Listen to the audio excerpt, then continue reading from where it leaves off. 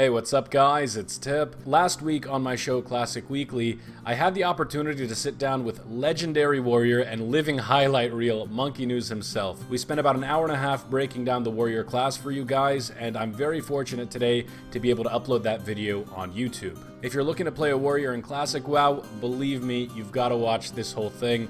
Moo is just absolutely phenomenal. He's a great guy. And most relevantly to you guys, he's probably one of the best warriors in the world. So listen to his wisdom, take his advice, and above all else, enjoy. I am very pleased and honored to welcome the multi-time rank 14, Nax cleared PvP extraordinaire, Monkeynews, aka Moo_UK. Monkeynews, how you doing today, man? Yo, Tips, thanks for having me. No, dude, thank you so much. Honestly, I really appreciate it, man. Recently, I guess relatively recently, a couple of years ago, it seems like you splashed onto the YouTube scene, presumably from Nostalrius. Is that when you started, I guess, playing vanilla again? So I've been playing Lineage 2 private servers, and then I got bored of that and decided to try out WoW private servers. Like I didn't know they existed. And I started off on a Russian server called Valkyrie back in 2014, and then Nostalrius launched, and then it kicked off from there. That's insane. And since then, you've hit rank 14 multiple times. Rank 14, for those who don't know, that's the High Warlord, Grand Marshal rank, the highest rank in vanilla WoW PvP. And it takes a really long time to get. How long does it take you to get rank 14 out of curiosity? When But you the first rank 14 I got was it normally should take 3 months, but it took me about 4 or 3.5 months. three and And a then half my months. second was 3 months. And you've done it 2 times, or have you done it more than 2 times? I've got two rank 14s and about five rank 10s or something. That's a lot of PvP. But it pays off, as you can see in his videos. Like, you do things in your videos, man, I can't even follow him sometimes. And it's just absolutely insane. But I know a lot of people in the chat here actually want to roll warrior, and that's Moo's expertise. He is like an insane warrior. Out of curiosity, just to do a quick survey in the chat, how many of you are planning on rolling a warrior in Classic WoW? One's in the chat if you're planning on rolling a warrior, and I'll go ahead and open up the talents real quick so we can start with that. Let's see here. There we go. Perfect. Let's see how many people are rolling warriors here. Look at that. Most popular class in vanilla. That's right. That's right. The master class. Wouldn't you say, Moo, it's the best class in It's vanilla? the only class to play. It's the only class. Period. So I guess before we get into the talents, because we asked about classes, let's talk about races real quick. In vanilla, obviously, there are a lot of racials and I guess racial based abilities that affect your combat, that affect your gameplay.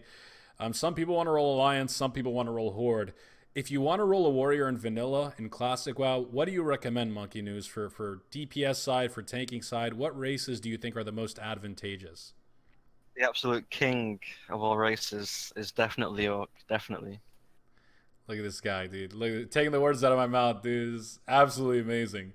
So Orc, why though? What are the racial abilities for Orcs that make them so great? So the first thing is the stun resist, which is absolutely broken.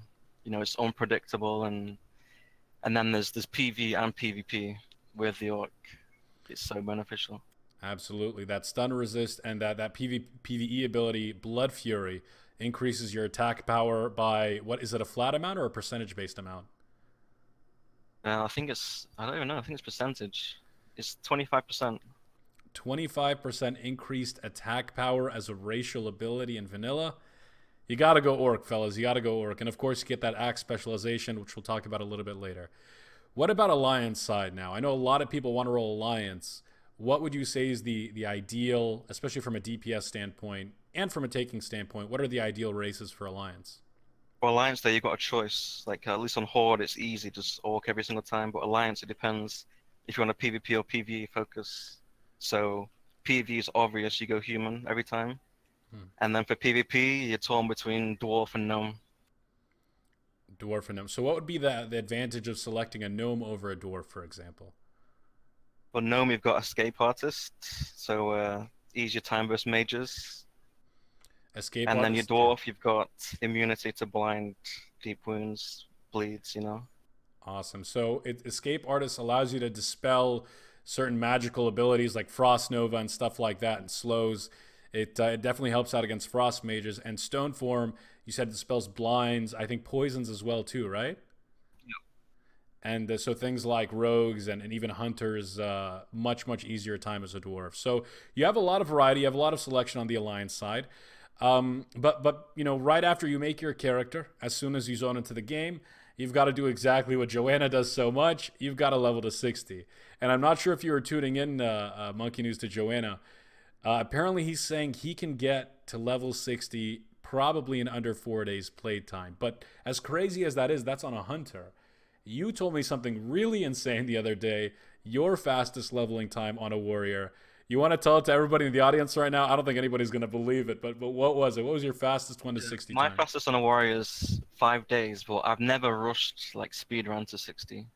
I've always done dungeons and some PvP, and I get flamed so much by like my guild, my friends, like, oh, what are you wasting your time for in dungeons? Just level. Oh my god. But yeah, if you play efficiently, and Joanna's run is quite outdated, and he says that himself, doesn't he? Yeah. 5 days without like full optimization or speed running. That is absolutely insane. And for those that aren't aware, warriors are pretty much the toughest class, if not one of the toughest classes to level in vanilla.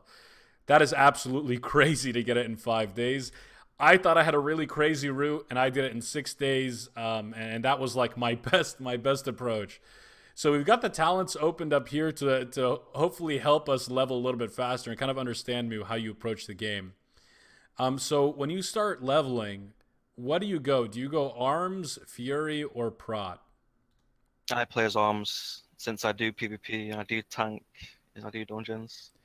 So if you pick arms, it's kind of more versatile. You can do PvP out in the world, obviously. You can do dungeons as arms. Yep, it's As like the all-round spec, and it's the best for PvP. It's the best for PvP, and you roll on PvP servers. So, for could you explain to us how much of your time is spent PvPing on a PvP server while you're leveling? I know there's, especially in STV and even like Hillsbrad and Arathi, there's a lot of PvP going on there. How much time do you spend PvPing? So yeah, if you're actually playing the game, then it's not a race to 60, is it? It's a race to like your rank 14. It's a race to Molten Core, a race to getting your gear. So it's important, say on a fresh release, to make sure you get rank 3 at least on the first reset. So you have to PvP quite a lot, depending how many people are actually PvPing. So the reason you PvP is to get rank 3 before the first reset. Yeah. Awesome. So let's go through this then. We said arms. We're going to start off with arms. What do you go? Do you go improved heroic strike, deflection, or rend? 3 out of 3 rend first, Why not heroic strike because you're just not going to be using it. at all during leveling? Say if you had a full days of leveling, you might use heroic strike twice in your full day of leveling. Oh my god, that is absolutely Depends what insane. level though you are as well. At low levels you'd use it a lot more, but say from 50 onwards, 40 onwards, you're not going to use it. It seems so counterintuitive though, but you're right. Rend is that additional DPS increase, especially when you get into deep wounds and impale. But you do go 3 out of 3 into Rend, which increases the bleed damage done by your Rend by 35%. From there, because you don't take heroic strike, I'm guessing you put 2 points into deflection. Yeah. That increases some survivability. Okay, after that, where do we go here? Next, you go into tactical mastery, 5 out of 5. So tactical mastery, you retain up to 10, 15, 25 of your rage points when you change stances. Could you explain that to me real quick? Stance dancing and stuff like that. How does it work exactly? So if you don't have the talent, when you change stance, you have no rage. And so, for example, if you're going to be ganked by a rogue, you want to defensive stance straight away, maybe even put a shield on, disarm him. Say if you're fighting a mob and a mage or warlock opens on you, you might want to intercept them. Again, if you didn't have the talent, you won't have rage when you change stance. And charge, intercept, these are all in different stances, right? So you have to change your stance before you can intercept, for example, and change back before you can charge or overpower, for example. Yeah, it's like a must-have. An absolute must have. An absolute must have. Okay. So we do 5 points into tactical mastery, and that really starts to open up the tree here. Now we've got some DPS options with deep wounds and improved overpower, but we also have anger management. Which one do you go for first? The first one is anger management. You get level 20. Anger management increases the time required for your rage to decay while out of combat by 30%. Why is this so important? Like, if you look at it, it doesn't seem that good. Why is it so important for warriors? So what people don't know is it also every 3 seconds gives you one rage point. So that's not on the tooltip. Every 3 seconds, you get an additional rage point, but it's not a rage point, but it's not on the tooltip, right? Yep. But Out then of the tooltip itself is also nice. Yeah, the rage decay, because when you're leveling, you're trying to, if you chain mobs, you want to keep as much rage between pulls as possible.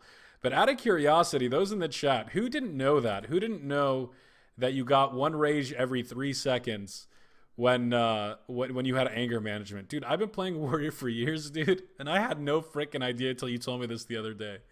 That's absolutely insane. Um, but so yeah, so we pick up anger management. And then from here on out, we've got improved overpower, which increases our crit chance of overpower, an ability that procs after you dodge or the mob dodges. And then we've got deep wounds, which cause our critical strike to bleed additional damage of our melee weapon onto a mob. What's the more beneficial pick here? And I'll just go deep wounds, All three, huh? 3 deep wounds, and then one to overpower after that. One overpower. Okay. So, deep wounds again, your critical strikes cause the opponent to bleed, dealing 60% of your melee weapon's damage over 12 seconds. So, it's kind of like a bleed upon a bleed. When you rend and then you crit, you get a deep wounds, you got some extra bleed damage onto your target. Do bleed abilities purge off of a rogue when he vanishes, or do they stay there? Vanish removes it. Oh no, they stay there. Vanish removes slows. Exactly. So, again, it's a nice little thing to open up on rogues with. I thought I'd throw that in there. But now here's where things get really complicated from like a theory crafting standpoint. Right now, you've got like numerous DPS options available. You've got improved overpower again, which gives you another 25% crit chance on your overpower. You've got two-handed weapon spec, which adds, a flat 1% damage boost per point to your two-handed weapon. And then you have Impale, which increases the critical strike damage bonus of your abilities by 20% with 2 points in it. Which one is the best DPS wise? You're gonna go Impale straight away. Straight away Impale. Even if you don't really have any crit items, I mean, a lot of people are leveling up, with very limited agility or obviously there's very limited crit bonus items as you level up. You still go into Impale, it's still worth it in the end? Yeah, because it's more about the spec as a whole, and then your actual DPS won't matter that much. It's more important to have that Impale when it does matter. Like, if a rogue opened on you, then you overpower him when it crits, and it does extra damage. I got you. So you put those 2 points in Impale, guys. That's a very important one. And again, it's one of the reasons why going with Rend is so important at the start as well, to unlock the prerequisite talents and get to Impale as soon as possible. So from Impale now, what do we do? Back into Overpower or directly into two-handed weapon spec? Two-handed weapon spec now. All five? Oh, no, sorry, overpower next. Overpower next. We get one more Yeah. Overpower. And why do we do Overpower here? It seems like there's some synergy between Overpower and Impale.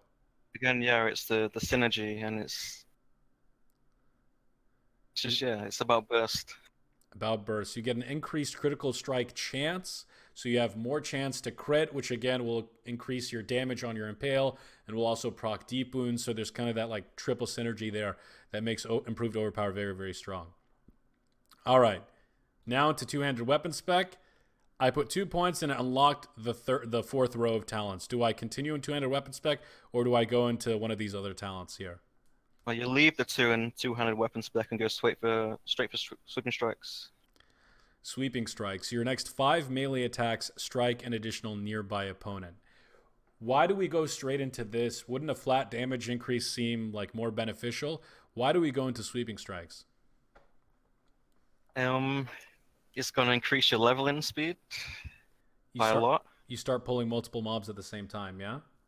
So yeah, basically how you level now is you're killing one mob and you're saving the rage. Hmm. And then after you've killed that first mob, you're going to pull two mobs the next time, sweeping strikes, and kill those two mobs, faster than you killed that one mob previous. When you get sweeping strikes, does it become more beneficial to grind mobs or to continue questing in your experience? You've got to mix the two, but you want to quest where you can. But there's times where there's no quest to do, so you have to grind. I got you. I got you. Do you have any specific favorite grinding spots out of curiosity we could share with the audience once you get sweeping strikes? Are there any places you like to go to? STV level 30, you grind in panthers and tigers, Hmm. and then for your mount, you might be grinding in STV again on the gorillas. Gorillas, panthers, and tigers. Okay, sounds good. Sounds good. So now we're level 30. We've got sweeping strikes, and we have a wide variety of different weapon specializations. Now, for those who don't know, in vanilla, for warriors, each different weapon gives you a certain, I guess, unique talent. Sword specializations gives you an extra percent chance to get an extra attack, like a multi-strike proc, on a target. Mace specialization increases your chance to stun a target for 3 seconds with a mace. And axe specialization increases your chance to get a crit, like just a flat out crit with axes. Which one is the most ideal, Monkeynews? And which item, which weapon should we be using while we're leveling in vanilla? So it's very important that you have axe spec when leveling. Axe spec. So I dump 5 points into axe spec. Yeah, you're going to be using whirlwind axe, and then it's pretty much axes all the way through to level 60. Axes all the way through. And that increased 5% crit really synergizes with that Impale again. You know, you get extra damage from critting with Impale. When you have an extra crit chance, you're just critting so much more often, getting so much more Impale and Deep Wounds procs. It's absolutely insane. Yeah, And you need crit. If you don't crit, there's no point, basically. You need deep wounds, you need impale, you get more rage from a crit. It's everything. exactly. And you mentioned Whirlwind Axe. Could you give us some backstory on the Whirlwind Axe, Berserker Stance, the weapon, the options that you have? Why would I go Whirlwind Axe over like a Whirlwind Sword or a Whirlwind Mace? So people wrongly assume, okay, I'm playing human, I've got this mace spec or sword spec in my, that's my racial. Should I pick the sword or mace? But no, it's all about your crit. You have to go axe every single time. It doesn't matter what race you are.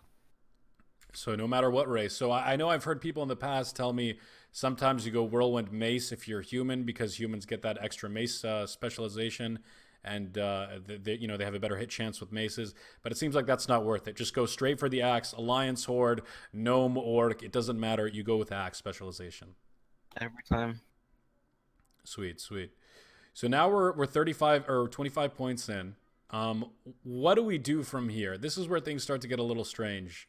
We want to get to Mortal Strike. We obviously don't go with the other weapon specs, but there's so many different options here. What do we do in this situation? Now it's time for imp hamstring. Improved hamstring gives your hamstring ability a 5% chance to immobilize the target for 5 seconds. Why would I use this while I'm leveling? Because again, it's not just about your grinding, it's about if you're going to get ganked. If you get corpse camped by someone and that's decrease your grinding time, or increase your grinding time by so many hours. So If it's you yeah. dominate this rogue that's trying to gank you, then it's a lot easier to grind. So when it comes from a time investment standpoint, it actually makes more sense to forego the flat DPS increase and pick something that's going to help you survive longer so you don't die and corpse run because you're getting ganked by a rogue. So you choose the PvP ability over the PvE ability to stay alive longer. That's right. I got you. And we go 3 points into hamstring? All three. All three. All right. 15% chance to immobilize the target for 5 seconds. That's crazy. From here, what do we do? Then you've got one more point to put into two-handed weapon spec. And then we've unlocked our maximum ability, our 21-point talent ability, Mortal Strike, which is a vicious strike that deals weapon damage plus 85 and wounds the target. reducing the effectiveness of any healing by 50% for 10 seconds. Okay. We're level 40 now. We've got Mortal Strike. We're getting our mount at this point, hopefully. From here on out, do we put any more points into arms, or do we go down the Fury route now? Your arms is finished now, and now you go into Fury. So we don't put in the 2 points into two-handed weapon spec? Nope. Not worth it. All right. And Fury, I'm going to guess we put 5 points into Cruelty. Yeah, Cruelty 5 points first. Extra crit chance. All right. From there, what do we do? From there, you go in Booming Voice. Very interesting. Increases the area of effect and duration of your battle shout and demoralizing shout by 50%. Mooney, when I read this, it sounds like this is like a utility ability for like my raid or something like that. Why would I pick this while I'm leveling? Again, it's more about there's PvP as well going on. Unless you're completely, just don't care about PvP and you've gone some other spec. You need Booming Voice. For PvP purposes, what does...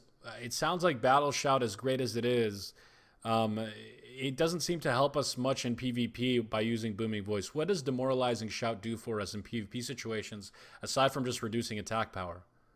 It greatly increases the radius of your demo shout to get rogues and druids out of stealth.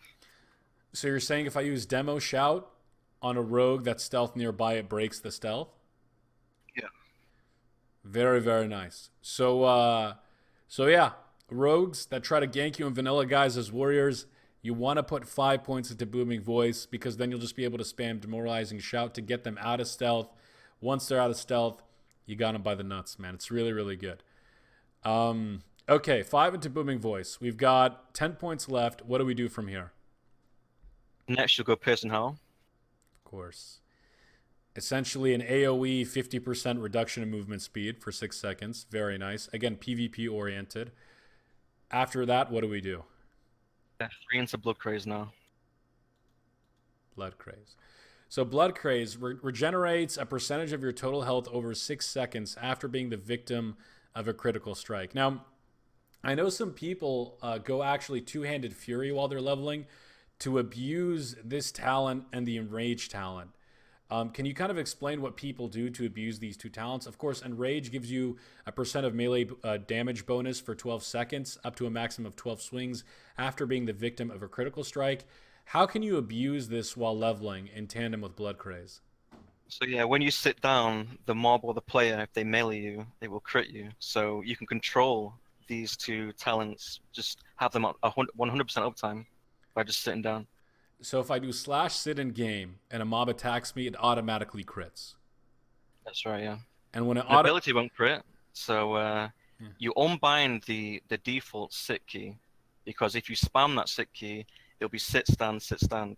If you actually make a macro, there's a /sit, then you can spam it, and then you're definitely going to get crit.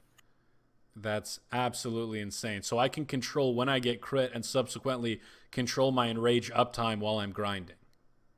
Yeah, that's right. Really, really strong. It's a different leveling path. It goes into two-handed Fury.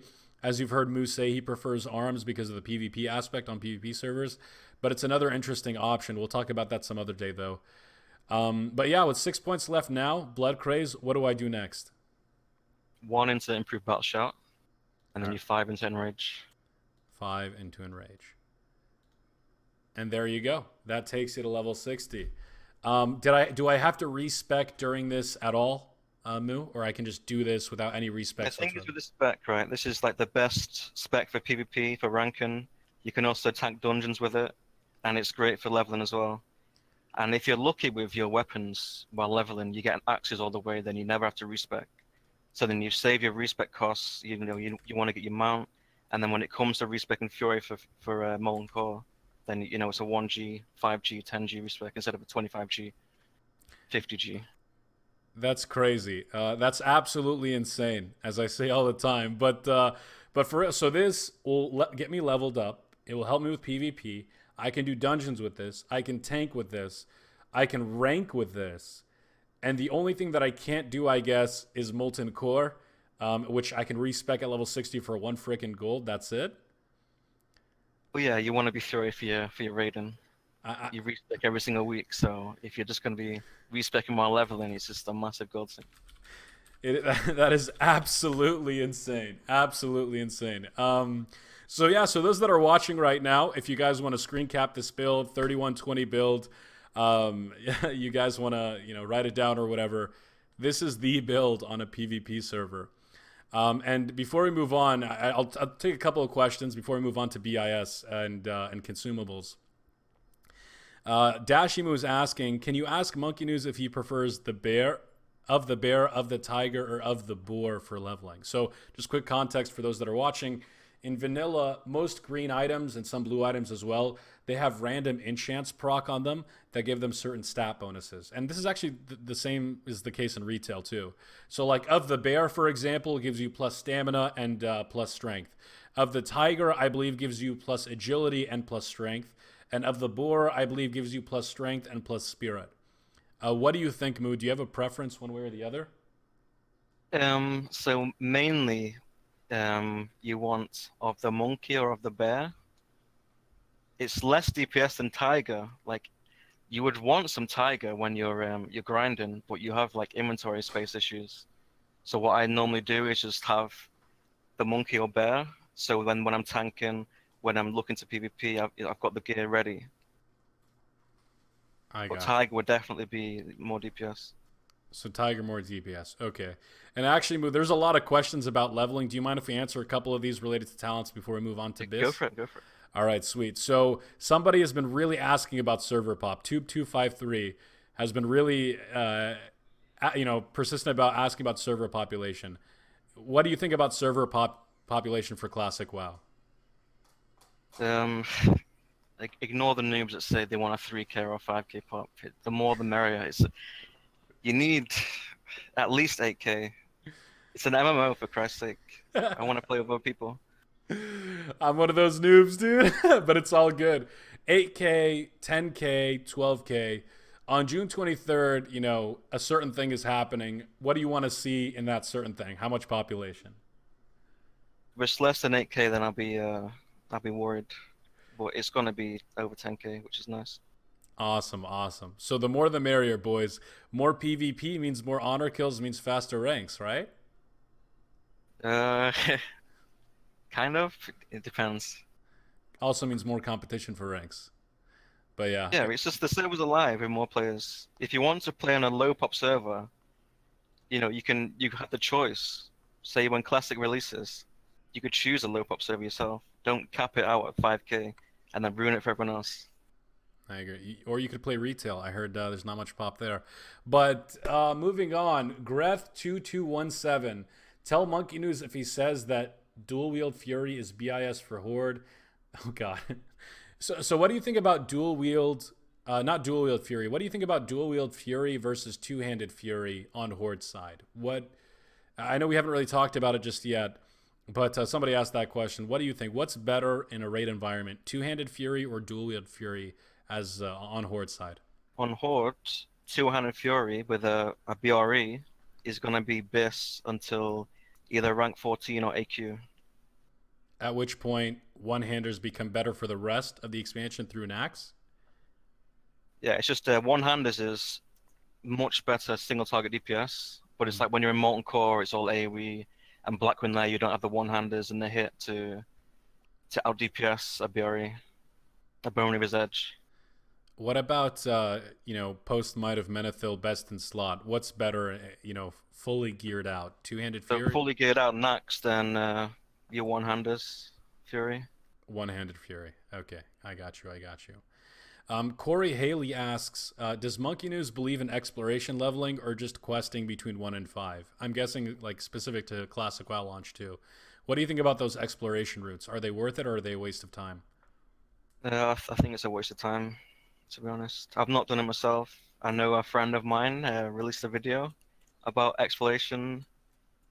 But it's mostly a meme to get the people out of our starting area, go exploring, and we'll grind the mobs.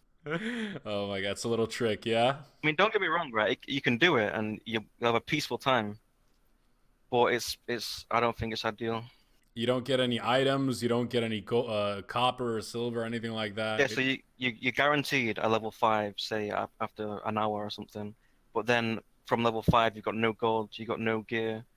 What you're gonna do? You have to 5-man then and grind wolves or something. Yeah, yeah. Especially as a warrior, then you're screwed. As a mage, it'll be okay. And you got to level up that weapon skill too. That really sucks. Hmm. So we'll take a couple more before we move on to BiS. But Wallace91 asks, dagger spec, is it a thing? Daggers is actually BiS for like most races. Actually, if it's all about for PvE DPS, it's all about weapon skill. So as an orc or human, you're happy. You've got your axes, you've got your swords, you've got your maces. But if you're playing like gnome, undead, then you have plus dagger skill items from Molten Core. So you would actually DPS as daggers.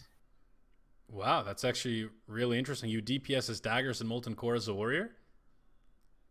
If you get the drop, it depends what weapons you get, honestly. But then you've got to deal with a horde of rogues just whispering you took my loot, right? Yeah, pretty much. I got you, I got you. Thugly says, ask Moo if he's stocked up on Nutrigrain for fresh. Uh, Not yet.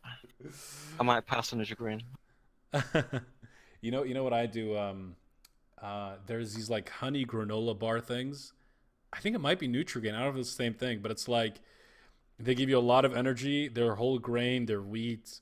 They're kind of Yeah, the crunchy. Nature Valley we have in the UK. Yeah, that's That's the what I'm one. gonna go for, I think, this time. It's like Yeah, oat bars, honey oat bars. exactly. There's the. I think I might have some in the freaking closet here, but yeah, that's awesome.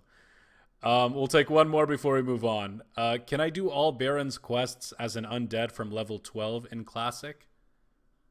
I'm not very good on Horde. It's like the bad thing about Horde leveling at the start is that you're all locked in the same zone and you're stuck in the Zerg. So then you've even got undeads coming to Barons now, so I really don't know. I got you. I got you. Then we'll ask one more. Twit asks a really interesting one. What are Moo's favorite and most hated matchups in PvP? My favorite is actually a hard one, Mage. As long as I can use consumables, I love the 1v1 versus Mage. Awesome. And we'll break down some of your PvP videos in just a bit, but we don't want to take too much time up in the leveling. Let's move on to the BIS lists, and I'll toggle that open right here. As you guys can see, I have one of the BIS lists open from the Elysium forums. I just wanted to get your insight on this move. So we've talked about talents, we've talked about leveling, getting to level 60. One of the first things you do as you're getting, as you reach level 60 is to gear up before raid. And for those that haven't played vanilla or aren't familiar with vanilla, you essentially acquire your pre-raid BIS list, your pre-raid best in slot list. These are all of the items that are out in the world, that are in dungeons, that are crafted, that are going to help you do the maximum amount of DPS before a raid. And I've got the list open here from the Elysium forums, but there's some pieces here that aren't available in certain patches, and there's some pieces here that I wanted to get your take on, Amu. So I've got it opened up on my screen right now. Do you mind if we go through them? Let's go for it. So starting with the helmet, Lionheart Helm. Is it best in slot through all content in vanilla? Is that true? Yeah, that's true. It's one easy one to get, and there's no dispute. You're just going to use it all the way through. Including through Kel'Thuzad, there's nothing in Naxxramas that can replace Lionheart Helm. Nope. That's absolutely insane. Actually, I literally absolutely insane. You've got some alternatives here. You've got your PvP rank 10 reward in case you can't craft a Lionheart Helm, which is pretty expensive, by the way. I've seen them go for like 300-400 gold. Is that around right, Moo? Somewhere around those range? Somewhere around that range? Yeah, depends what state the server's in. Depends how old the server is. I got you. I got you. And this can be crafted in patch one. Since Classic is going to be rolling patch 112, presumably this will be available at launch, right?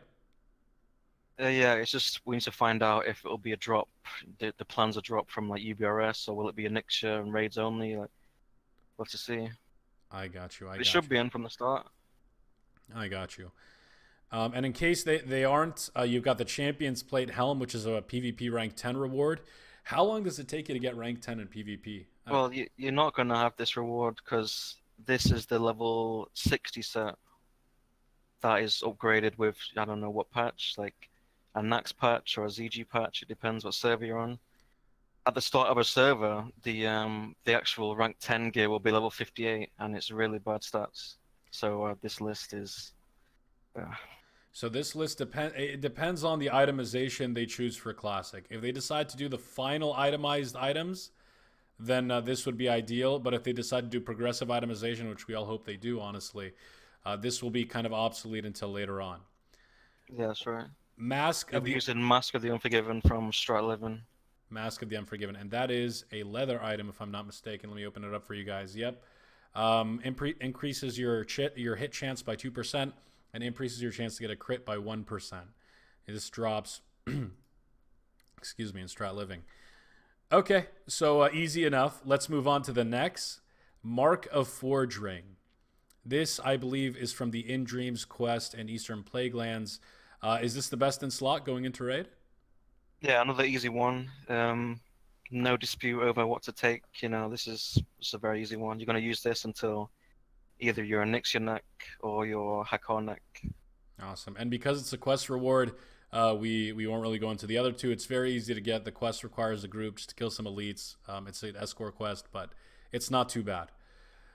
Beyond next, we're going into shoulders. True Strike shoulders are the top on the list. Do you agree with that? Yeah, True Strike BiS, but they're very hard to get. They drop off of Pyroguard, Emberseer, and UBRS. They're hard to get, and unfortunately, very competitive to get them. They increase your hit chance by 2%, and they give you plus 24 attack power, also leather. Why do you find them to be more hard to get than other items? They're a must-have for rogues, warriors, and hunters, and only one can drop at like a 17% chance. And in your UBRS run, they might be up to 6 melee, or 6 people trying to roll on them. Oh my god, that's insane. That's why you get in World Chat, True Strike reserved, and then it's horrible. So if there's a 17% chance to drop and there's 6 people that can get it, that's something like a 2% chance for you to get it, basically, in a raid. That's I was gonna say absolutely insane. Okay, we'll just turn that into a meme.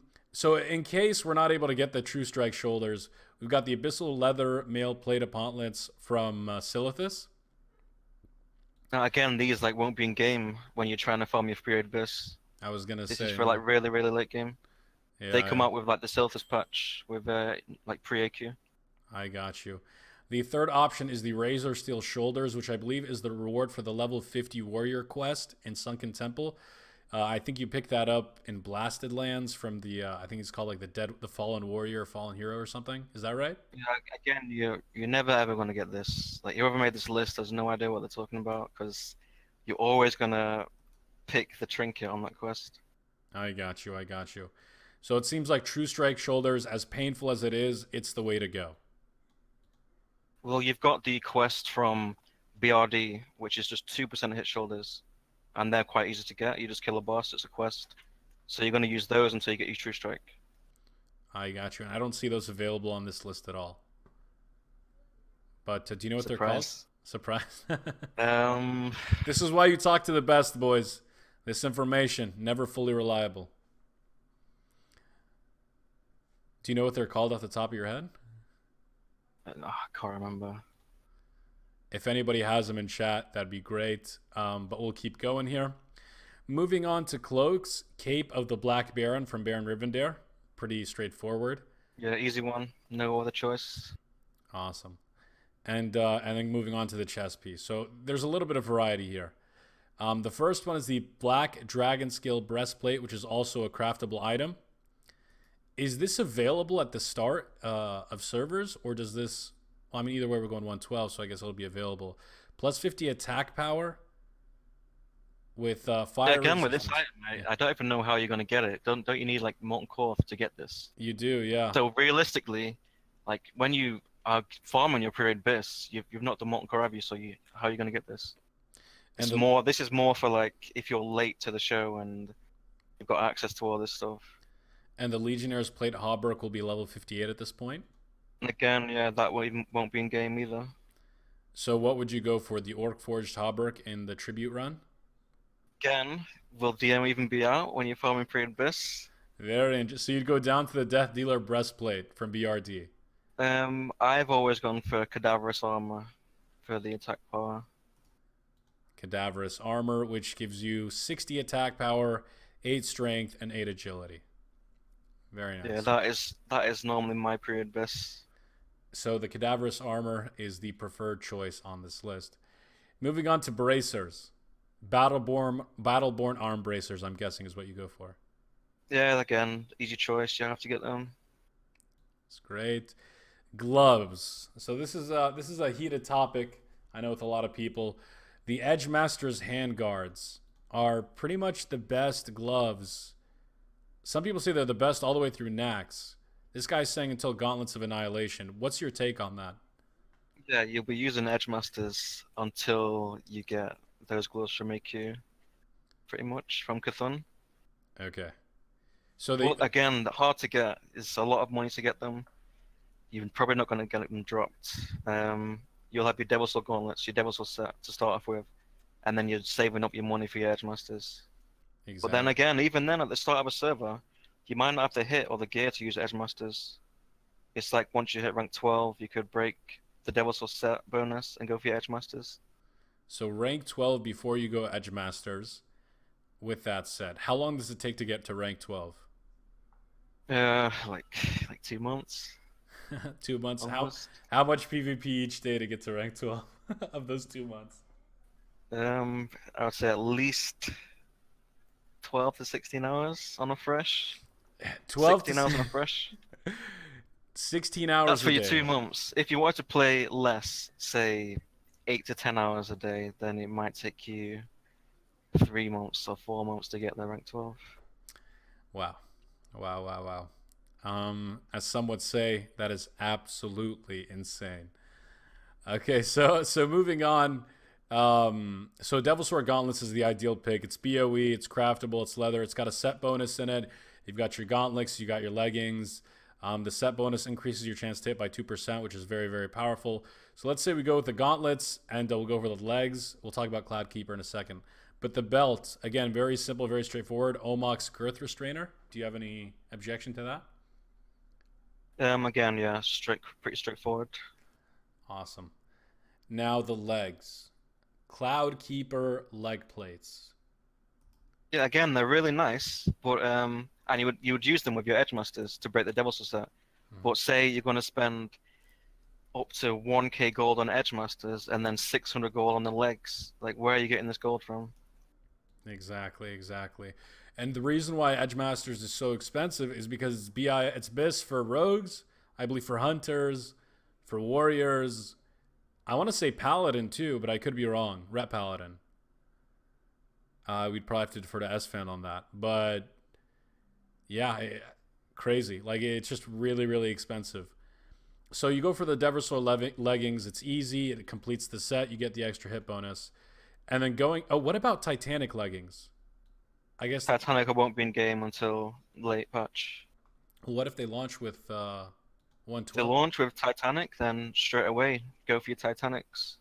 Got you, got you. Okay. So that's another note, guys. If they launch with Titanic, you prioritize that.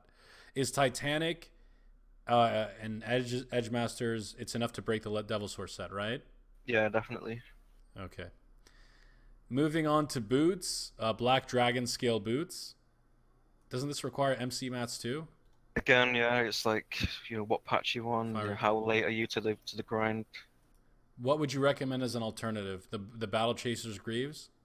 The first choice, actually quite hard to get. It's a BOE drop from BRD.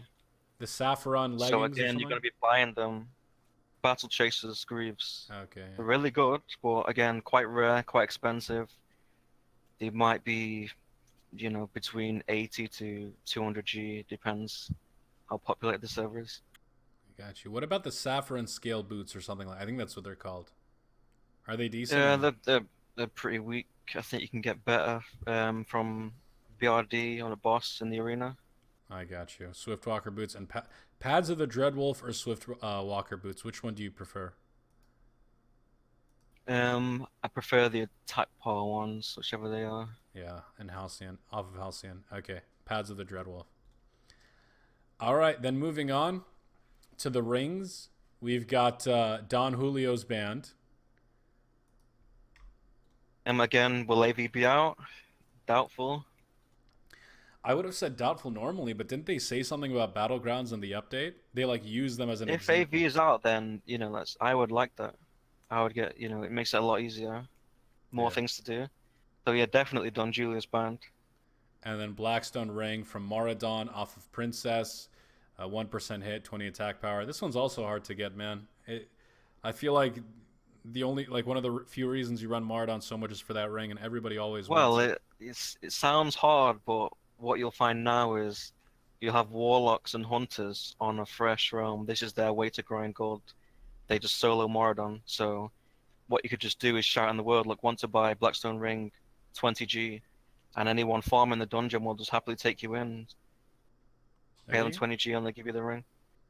There you go. So The more you learn. you just who Moradon, find some warlock or hunter in there, and say, hey, can I tag along? I'll give you some money for the ring. Those meta level strats, boys. I had no freaking idea. Okay. Definitely a very good note for June 23rd. All right, and moving on to the trinkets. Hand of Justice. Let's talk about this trinket real quick. It's a very important trinket. 2% chance on melee hit to gain 1 extra attack and 20 attack power. Why is this trinket so good throughout vanilla? Yeah, it's just like your main source of damage and rage is your white swing. Hmm. So your Hand of Justice is just so good. It's broken. Does the Hand of Justice equip stack with the Iron Foe? Like if Iron Foe procs, can it also proc Hand of Justice? Yeah, it all procs. That's crazy. And this is BIS through all of vanilla, past KT even. No. No, incorrect. For a two-hander, sure. But for But one hand. no, not for one-handers, no. Okay, this is incorrect. Moving on, we have Diamond Flask. That's the trinket you mentioned earlier from the level 50 Warrior quest. I believe it has a use ability to like give you strength or something. Yeah, increases strength by 75, lasts 1 minute. So this would Yeah, be very good trinket, but will it be out when you're farming your Pre-Raid BiS? That's the question. the level 50 Warrior quest. It came in like what, patch 1.8 or something. It was, I don't know what the patch was, but it was quite late. And what the private servers normally do is they don't have these imbalanced items from the class quest for Sunken Temple out straight away. I got you. I got you. It just depends, whatever class you do, whatever your server does. So if you were playing on a private server, which of course you and I would never do, Moo, of course, you know what I mean? But if you Of were course playing not. on a private server, what would you get? What would you try to shoot for? Black Hand's Breath? We'd have yeah, Black Hands and Hand of Justice. And that increases, it gives you a flat chance to increase your critical strike chance by 2% from Black Hand. Okay. Or it's a quest reward from UBRS. I'm sorry. Moving Yeah. on, we've got, I think it requires you to kill him anyway, but moving on to the main-handed weapons. So again, we mentioned two-handed fury at the start a little bit. So why is it viable to use a two-handed weapon, like a Bone Reaver's Edge, for example? Why is it viable to use a two-handed weapon as Horde versus Alliance?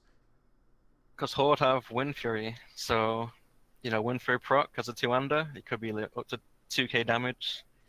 With a one-hander, your Wind Fury proc is 600 damage.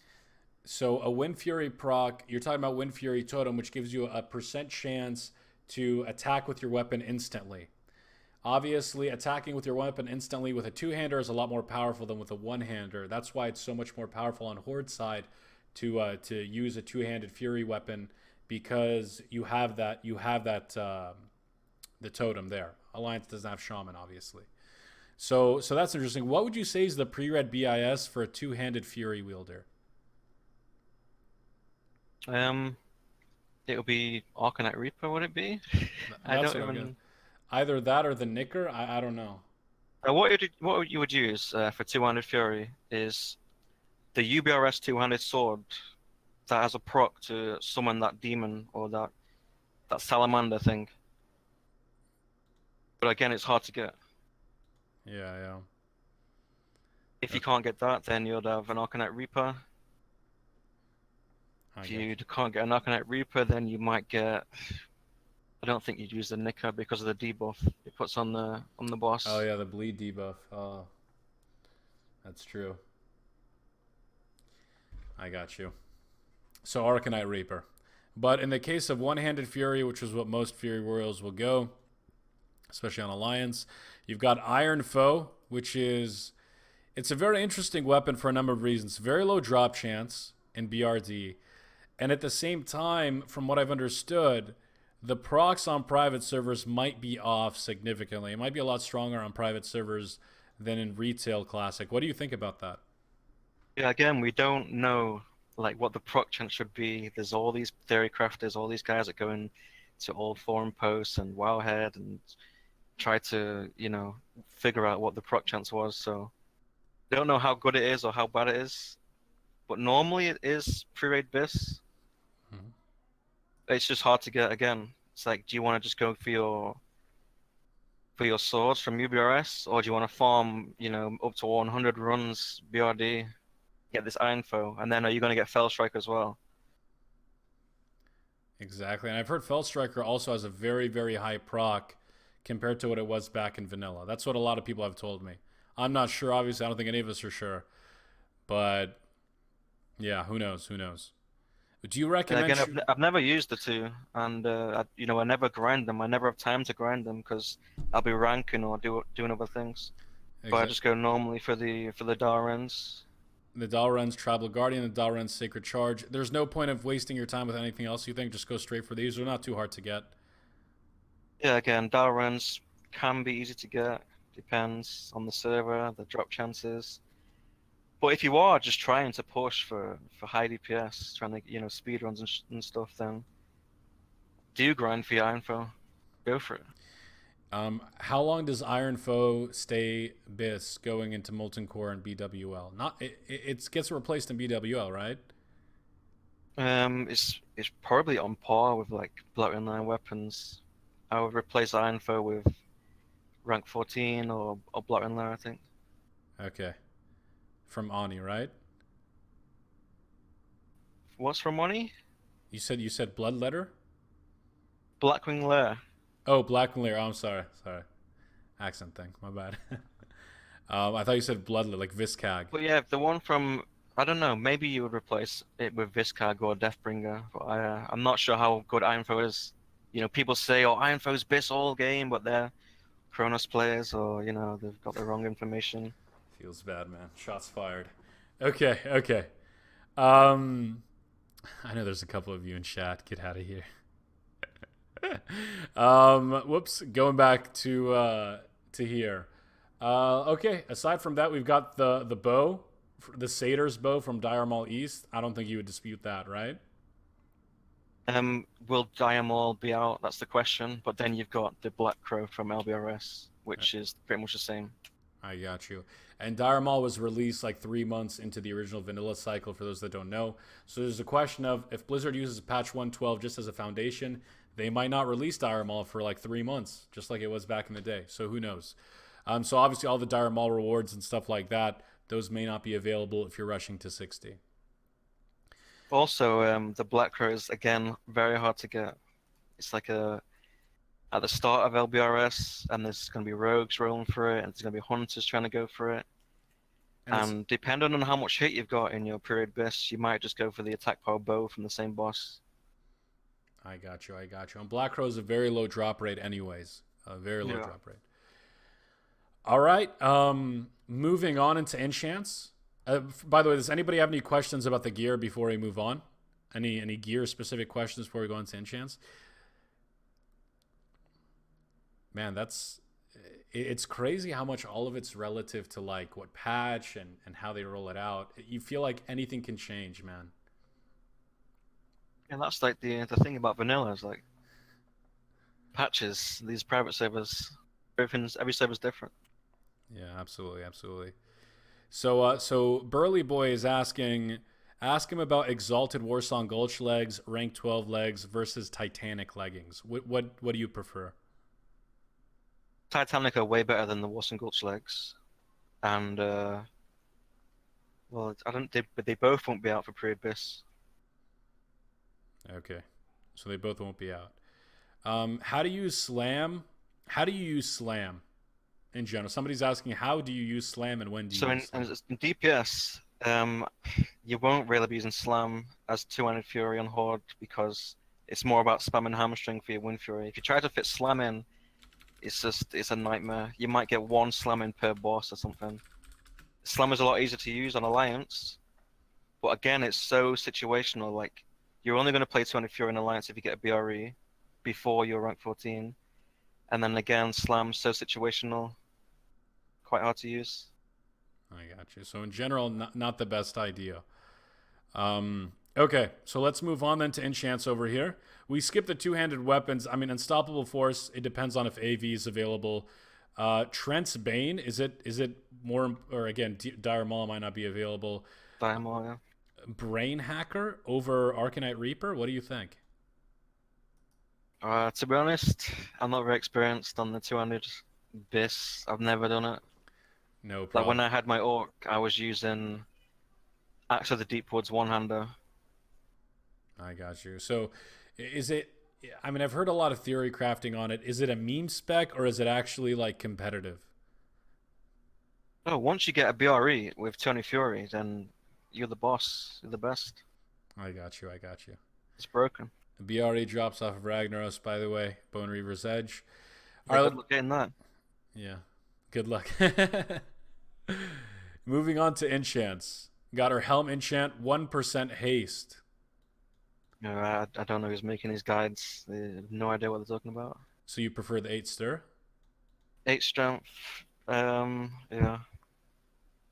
You don't go haste on helm. You don't go haste on gloves. You don't go haste on legs. So all of them are, you go strength for all 3 of them. Yep. So let's see what this rationale is. 1% is slightly better due to the fact that percent stays scales with your gear while strength is a flat stat. That just sounds like very poor theory crafting. Okay, let's move on. Shoulders, all resistances. Well, yeah, there's no DPS enchant at the start. Like, you would obviously have your ZG enchant, 30 attack power, and then you would have your Saffron enchant, well, again, Nax Ramus. So if you really want to try hard, you could put some 5 fire res for your Molten Core run, or 5 all res if you want to spend 36G for some shady enchant, but you're probably just not even going to enchant this. I got you. Now, what is the breaking point or what is the threshold for fire resist as a DPS warrior and as a prot warrior? Because prot warriors obviously need a lot more for the knockback in, on Rag. How much fire resist do you need as a prot warrior on Rag versus a DPS warrior?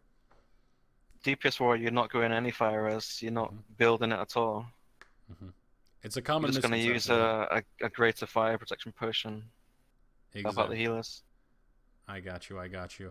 And tanks obviously need, I think, what, it's 300, 320, is it 315 is the breaking point? I can't remember. Well, it depends on how good your gear is, how good your DPS, how good your healer is. You're just going to get whatever a Dark Iron set you can get. Like 270 on both or something. Yep, I got you. I got you. All right, moving on to Cloak, plus 3 agility. I think that's pretty standard. Yeah, no dispute at the start. Uh, Later on, you can get, over enchants like minus threat and cloak, but yeah, there's 3 agility standard. Awesome, awesome. Plus 4 to all stats for chest. Yep. Make sure you spend that money on the 4 stats, not the 3 stats. Dude, it's funny. It actually happened to me the other day. Very expensive, but I don't know, and it may just be 1 stat, but if you're looking at someone and they've got 3 stats on their chest, it's like you're not trying hard enough. Scrubs all day, man. Make sure you flame your guild members with 3 stats on chest. Got him in max, dude. You got to be the best. When you're learning, when you want to be the best, you got to learn from the best, right? Yep. All right, bracers, 9 strength. Yeah, again, easy one, 9 strength. And for the gloves and the legs, you go with the strength. You don't go for the haste. Gloves, you got strength, and then with the AQ patch, you go 15 agility when that comes out. I got you. Now, could the haste possibly be due to two-handers? Would haste be more beneficial to a two-handed wielder than the strength? Well, if you looked into haste and what it's actually doing, you would have to stand still on the boss for, various minutes to gain the benefits from your haste. But say all the fights in this game, 30-second fights in MC, 30-second fights in Black Lair. So if you actually look at the fights where you're standing still for enough time to gain the benefits from haste, you're moving out anyway. Say Ragnaros, you have to move out every 30 seconds. Chromagus, you got to move out every 40 seconds or whatever. So you're never going to get the benefits from haste. I got you. Ah, it's very interesting. Same with Nefarian, like if you get feared one time, it's GG. They'll always go strength. So while hypothetically speaking, in a simulation environment, haste might be preferred, when it comes to the actual bosses due to their mechanics, it's just not worth it because you're not on the bosses long enough to take advantage of that bonus. Yeah, like the moment you have to move out of the boss, then your haste is just gone completely because you stopped attacking. I got you. All right, then moving on to boots, we have 8% run speed increase. Yeah, run speed depends as well. Like if you're world buffed with ZG buff, then you won't need the run speed. But yeah, just standard run speed. Gotcha. Change your boot enchant depending on the patch and your buffs. And then Crusader for main hand and offhand, unless your offhand is 1.9 or faster. Is that correct? I don't know about that, but just Crusader both. Just Crusader. Okay. All right. That's pretty much Enchants and BiS. Any comments, Moo, before we move on? If anybody has any Enchant or BiS related questions before we move on to Consumables and then wrap this up, I'm taking so much of your time, Moo. I'm so sorry. It's just so beneficial, right, you know? Just something to say about these builds, and when you're reading on forums and guides, every single one I've read is they've got something wrong in it. So just be careful of what you look at. Like, don't be reading Reddit and think, oh, I'm going to level as pro, or just watch out for these guides because they all have something flawed in them. Yeah, I'm with you. Okay, so any questions for Moo before we move on? We've got a question here from Dashimu. I know we're past gear, but can you ask about the Rune of the Guard Captain? The Rune of the Guard Captain, and how you'd use this compared to BB or Hodge for Horde. He's talking about the trinket. Yeah, again, 1% hit, 20 attack power from Hinterlands for Horde. Very good trinket. If you needed the hit, you would use it. But again, like Hodge and Black Hands are so good, you're going to replace that with those trinkets. What's the hit cap for warriors in vanilla? So you first of all, you're looking for your 8% hit to cap your yellow hits. And then basically from there on, it's just you're using the better piece of gear. There's no like, I'm aiming for 17% hit or I'm aiming for 11% hit. It's just you're going to use whatever piece of gear is better. I got you. The sweet spot, you're normally at like 11% hit like throughout the whole game. 12%. Perfect. I think your pre-raid BiS you'll be at like 9, which is it's okay. But you're shooting for that 11 to 12%. Oh, you're just using the better piece of gear that you can get. You get at least 9% hit. I got you. Burly Boy has a kind of a little funny question here. Ask him about Thunder Fury offhand for Fury DPS. It's non-existent. There you go. Hard to get, right? It's gonna be going to your tanks, and then it's a debuff as well. Like you're not gonna be allowed to use Thunder Fury as DPS on all fights because you're only gonna use it when your tank is using it. And then again, it's rank 14 is better, and I think even Maladoff is better. I don't know. I got you. Here's a good question. It's being asked by a couple of people, and I hope the answer is yes. Moo, are you going to be making your own guides for Classic? I don't know. Probably not. Maybe. Would you be, if you're not down, would you be down to do like a collab guide? I don't know. We can talk about this later. But if you're not down, I'd rather you make the guides, man, because I think that'd be super beneficial for a lot of people. But we'll talk about that another time. I've been asked this loads of times in it about will I make my own guides, but mainly it's because I don't want to be in the public that much right now. But I don't mind things like this. I get what you mean. So yeah, in the future we'll see. Sounds good. What bag slot is for arcane crystals? What? Sorry? Parlet. Okay, yeah, that's a nice troll question. Can you ask him about Warsong Gulch jumps, specifically the Horde Fence spike jumps? Do you think they'll Forward include fence those? spike. Do you think they'll include the wall jumping in Warsong Gulch and Classic? I hope so. This is like these are things that like make vanilla and make MMOs what they are. Like these little, you don't say exploits, but these things that define players when they're doing these weird jumps and flashy plays. It increases the skill cap and it allows like high skilled, knowledgeable players that spend time learning about the game. It gives them like an advantage if they invest that time, which I think is cool. But obviously, the crazy overpowered stuff, it's not cool. But in general, I agree with that rationale. Yeah, it's just increases the skill cap and it defines players. It's like, oh, I hate that druid that always jumps through here or does that because I can't do it. It's just another. It's just another. It's just good, isn't it? It's just really good. Yeah, yeah, I'm with you. I'm with you. Stormling X making guides. If that's the real Storm, what's up, man? Um, let's see. We'll take one more question before we move on to consumables. Can you ask if? Okay, this is a rogue question.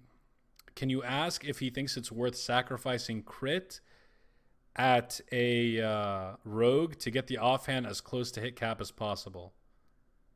Not sure I understood that. Can you ask if he thinks it's worth sacrificing crit as a rogue to get the offhand as close to I hit don't cap know as anything possible? about rogues. I'm sorry. I'm a one-dimensional player. I only know warrior. I got you. Ask him about warrior keybinds. I feel like if we got into that, that would be just a whole nother level, especially with the changes to classic. Well, not the changes, but like the way they're going to be handling the downporting. I wonder if macros are going to be the same in vanilla or now as they will be in classic. What do you think? Do you think the way macros work is going to change between now and classic? Macros probably will change. But it's like if you want to go into macros, then just make sure you've got the add-on super macro, so then you can actually make real macros, changing your weapons, unbuffing things. And then Yeah, your keybinds is mostly your preference, right? Don't be copying other people's keybinds and then trying to, be like them or whatever. Just brief on keybinds. Have your stances on 2 binds out of 3. That's just a quick thing you can do. A little tip. definitely. Would you guys love it sometime? I don't know. It depends on Moo's schedule and if he's down. Would you guys love it sometime if Moo did a full deep dive on macros? Would you guys like that? One's in the chat if you'd like that out of curiosity. No pressure or anything, Moo. Just seeing what people would like to see. But we can talk about that later. So, okay, this is one final one before we get into consumables. I really like this question. What's your favorite PvP movie? Um, the first one I ever watched touches me. It was an undead male mage called Francis, a Korean mage in Sorrow Hill grinding people. It just goes back to basics with just the typical Vertney music and undead male mage. Then like recent PvP movies, I don't know. They're all like the same pretty much. I like Monkeynews 16. I'm not gonna lie. That's the one. Monkeynews 13 is the best one. Is that Best one ever made. the Arathi Highlands one where you open up on those 3 guys? Which one is that? Is that 13?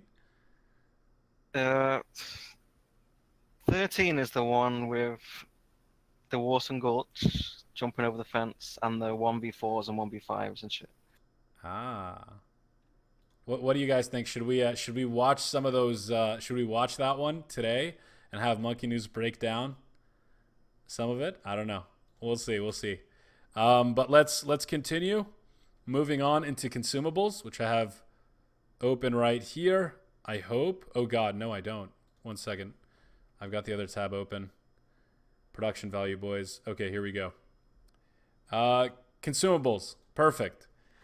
All right. So, Moo, as you know, in vanilla there are a lot of consumables. There is no cap to how many consumables you can use. And as a result, there's like so many different things you can use, especially with warriors, including rage potions. But I've got a list here that I pulled up from the internet. Shout out to Feline, who contributed on the Cronus forums for this, on the Cronus Reddit. I've got all these different consumables here, and I wanted to see, I guess, your feedback on them or whether or not you recommend them. So if you don't mind, might as well start off with Mongoose. What do you think?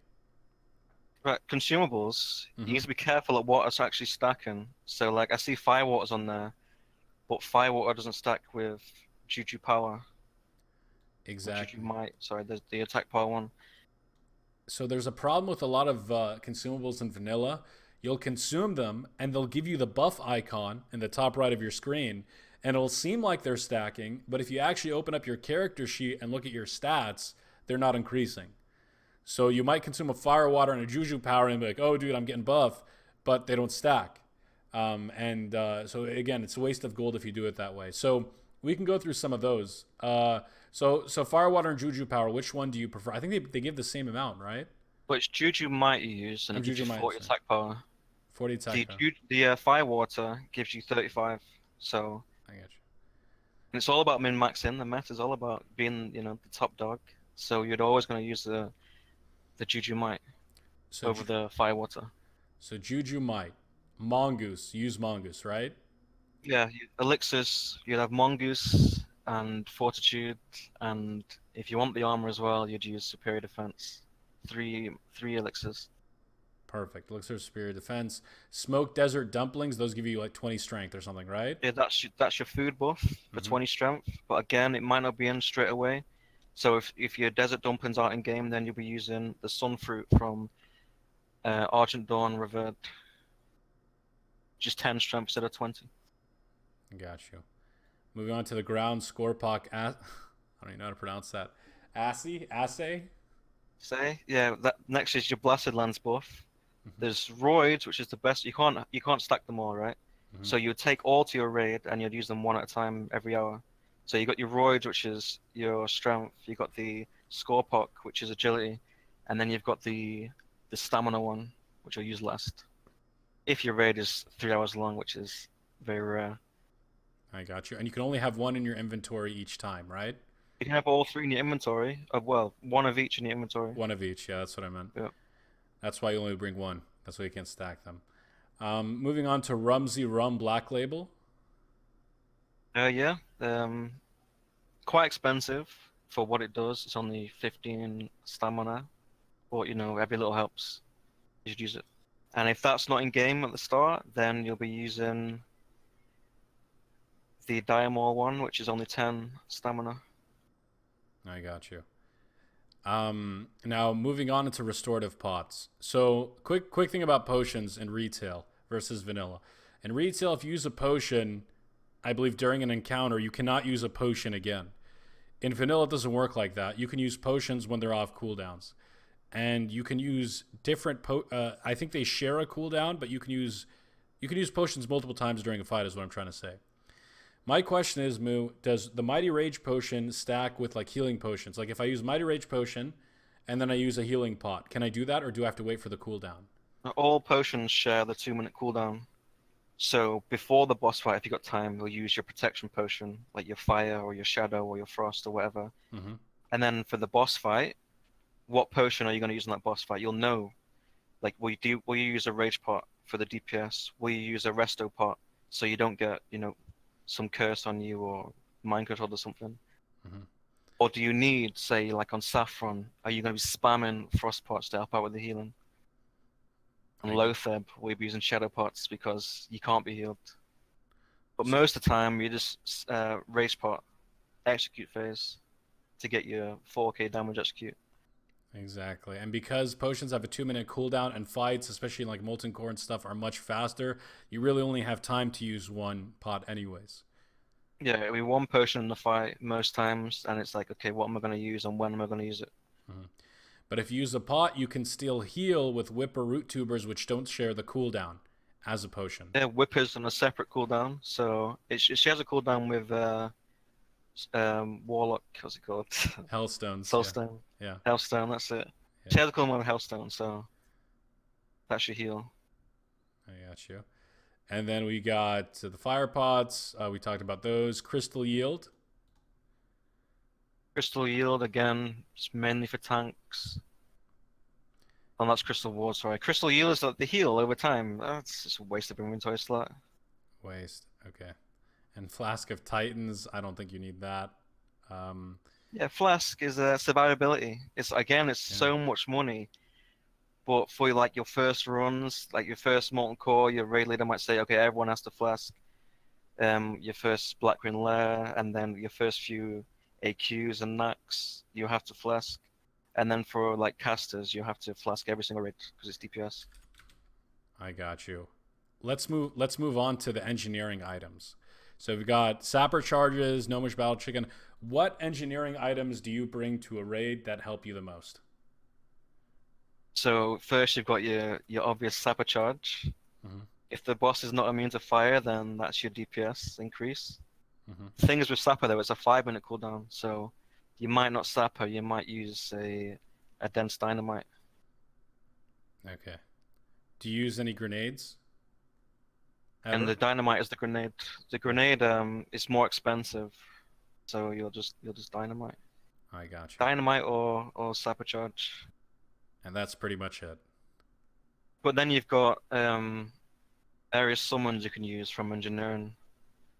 So it depends what server you're on or how Classic does it. You might be able to summon your Dragonlin and then swap the trinket over, and it's still summoned. Same with like the Onyxia offhand, you could summon the skeleton and then equip your offhand, and it's the skeleton still alive. You'll use Battle Chicken to give you the haste buff. There's all these weird things you can use, and you need to test them to see if they actually work the way you want them to work. That's interesting. Especially about the swapping the trinkets and seeing if it retains the original you or the original the minion that it spawns. But aside from that, it just goes into world buffs from here on out. The Songflower buff, Onyxia, Ren, Darkmoon Fair. Is there anything else you'd like to add to this, Moo, in terms of consumables? Um, that's pretty much it. Pretty much it. All right. Um, we've been going for a really long time now, and I think it's really awesome. But at the same time, I don't want to waste too much of your time. Everybody that's in chat, um, now is your chance.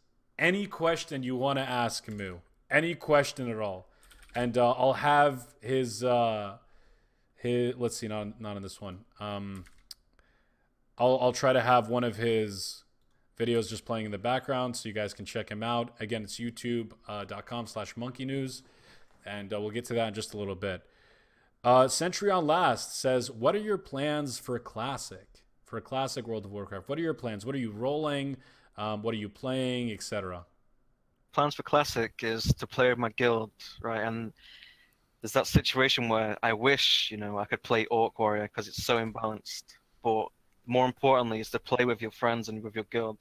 So if they choose to go Alliance, then I have to go Alliance. So I'm going to play Alliance. I don't know if I'm going to be human or gnome or dwarf yet. It depends, like what the meta is. If they choose to do cross realm, then it's more about PvP, right? So I'll go like gnome. If there's no cross realm and it's the meta's all about competing DPS, looking on whatever logs, I'll go human and compete for DPS. I don't know yet. It depends. I got you. Is Nope planning on pushing world firsts and stuff like that? World first, I don't know, but will definitely be a thing. Awesome, awesome. Will Moo ever get a cam? Maybe we'll see. One day, huh? One day. It takes time to get used to it a little bit. In terms of June 23rd, Horde or Alliance? Yeah, Alliance this time. I'm going gnome female this time. All right. Um, does he have any idea about the Hillary emails? Get out of here. Do you eat cup noodles? Cup noodles. I don't exactly know what cup noodles are, but ramen, some ramen. Exactly. That's basically what they are. Somebody asked, how much hit do you need in PvP? So you would love to be rolling around with 6% hit, but the standard is 5, and a lot easier to get is 5, and you'll be okay with that. It's just the later the game gets, you want 6% hit, because people use defense gear, and then that reduces your hit chance. So say with like Zul'Gurub patch, the warriors start getting their ZG enchants on their head and legs, and they have plus defense. Or someone might have Jewel Rens, which gives you defense, or so 6% is ideal, 5% is the min. Sounds good. Dark Tycon asks, what healers do you prefer as a warrior in PvP, Moo? Priest is the best healer, but say the iconic duo, Warrior Paladin, just owning noobs, it's always fun. Mm-hmm. And then I played Horde for the first time now, and I was like, oh, Warrior Shamans, get the Wind Furies, but the Wind Fury is more about PvE. I mean, sure, it's fun to one-shot people, but it's not that often. Mm. It's just freedom is so good. Do you want to see arenas in vanilla? If they did do arenas, I would like it to be a very, very late patch. I got you. I just wanted to get some insight on that from a high-level PvPer. Do you play? Oh God, my entire desktop is just dead. Do you play League of Legends? Somebody's asking. I don't play League. It's for kids. All right. Shots fired, dude. I'm a Dota fan myself. Alterity 93. What's the most annoying class to fight 1v1 as a warrior? Warlock. So picture you're having fun in the world, grinding away, and then a warlock dots you up. Then what? What are you gonna do? If you intercept him, he just death kills you away. It's just GG. So yeah, I think warlocks is the hardest. Worse than Shadow Priest, huh? Well, Shadow Priest, at least you could hamstring him and run away and then mount. Mm-hmm. Or if it's a later patch, you have things you can do to the Shadow Priest with like the trinket from AQ that reduces armor. If you use that, and then you have a good chance to win. I got you. But early game, yeah, a Shadow Priest could kill you and three of your warrior friends, like one before you. You got no chance. Got you. Pie Flavored asks, what does Moo think about how Blizzard should release their stuff? Doing patch progression in terms of just raids, dungeons, and items, or release everything that there was in patch 112 from the start? So we got that announcement, and they've said something about 112, right? Which is the right thing they should do. Straight away, the talents, the skills should be updated to what the late patch was, because we're looking to play the game I want to play the game competitively. Like, I don't want to play some meme 1.1, 1.2. Oh, look at this nice skill I had. This is going to be fun for 5 minutes, and then rolling out new patches. I don't want any of that. But in terms of the content, yeah, I don't want to start off with Nax on release. They need to gate the content. Absolutely. Completely agree. What are Monkeynews' thoughts about the ranking system? Oh yeah, what do you think about the ranking system? Do you think it's good? Do you think it's bad? Would you like to see it changed, remain the same? The PvP ranking system. Yeah, the ranking system is horrible, but that's just what vanilla is. And of course, everyone would love for it to change, but what do you change it to? It's very, very hard to discuss the ranking system. There are some good suggestions, but then it's also like if you change one thing, then something else will get changed. And then people say like, oh, it takes no skill to get rank 14, but that's just what vanilla is. Yeah. And it's not fair. Like, do you want everyone to just get rank 14? Like, exactly. So many questions in it, and so many ways it can be done. Do you enjoy ganking lobies from time to time for the lulz? Asks Palagriz. No, I've played the game for too long. I don't really enjoy ganking lobbies.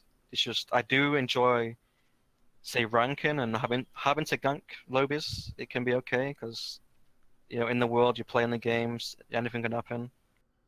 But I'm only going to gank lobbies if I have to, if it's for ranking. I'm not going to go around on my Might and Manatha Warrior and just kill level 50s for the hell of it.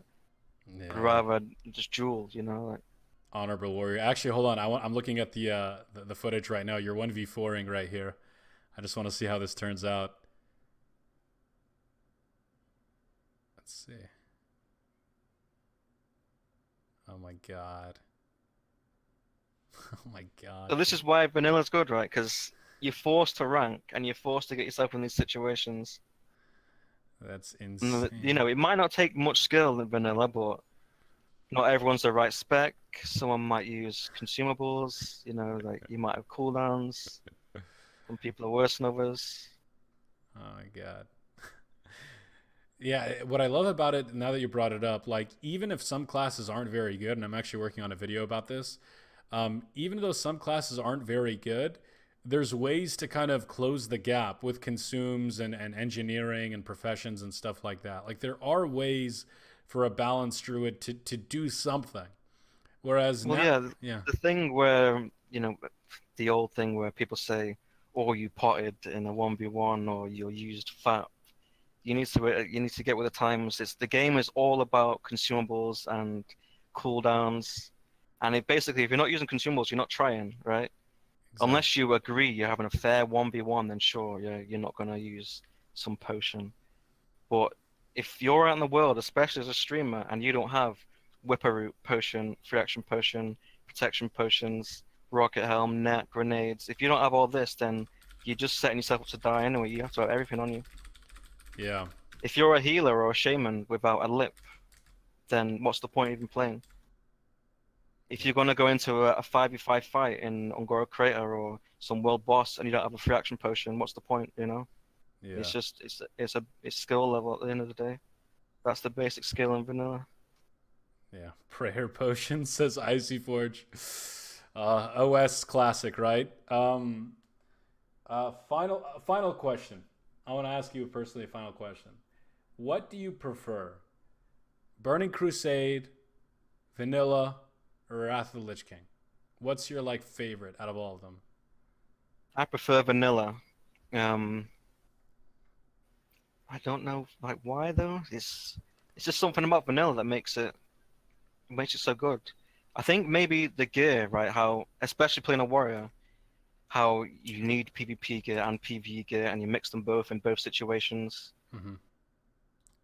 It's just I don't know. It's a nice game.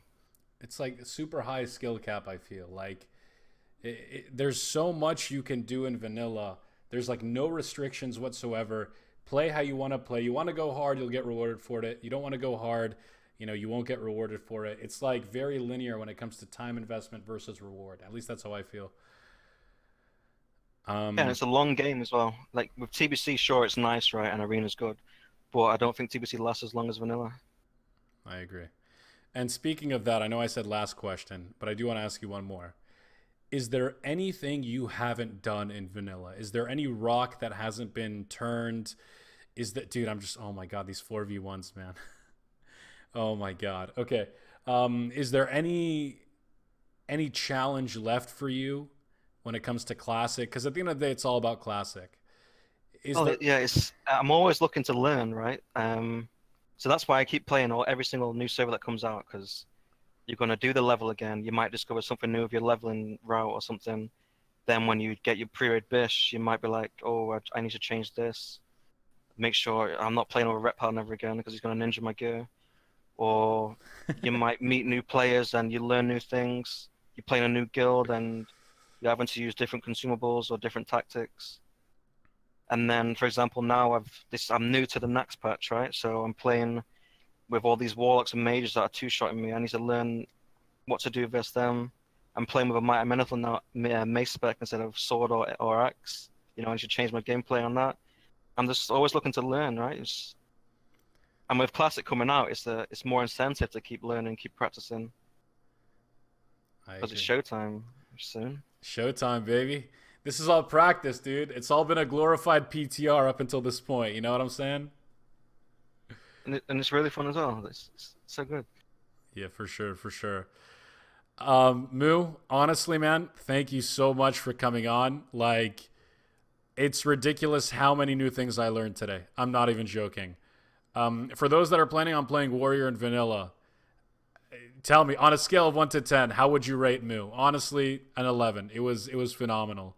Thank you so much for coming on, dude. For those that want to find Moo, that want to watch his content, like this crazy video that I've just been watching for the past 5 minutes and low-key not paying attention, youtube.com, let me actually open it up here for you guys, youtube.com/monkeynews.